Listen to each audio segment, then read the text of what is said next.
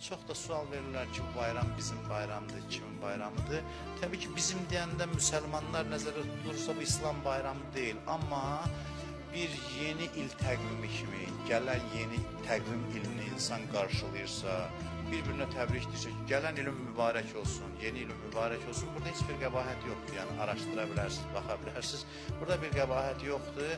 İnsan bir-birini təbrik eləsin, bir-birinin evinə ziyarətə getsin. Yəni yeni il təqvim ili kimi 31 dekabr həm də Dünya Azərbaycanlıların Həmrəylik günüdür. Bayramlaşmaq, təbrik eləmək, ya süfrə açıb süfrədə oturub çörək yemək, bir-birini ziyarət eləməyin heç bir qəbahəti yoxdur və bu günlər fürsətdir ki, adam bir il axır bu təqvimlə yaşayırıq və bu bir il ərzində elədiyimiz əməlləri təftiş eləyək, lap elə həmin o gecə başqa şadlıqlarla halal şadlıq ki, yəni ziyarətdir, süfrədir, onunla yanaşı bir-iki rükət adam namaz da qılar, Allahdan keçmiş üçün bağışlanmaq da istəyər.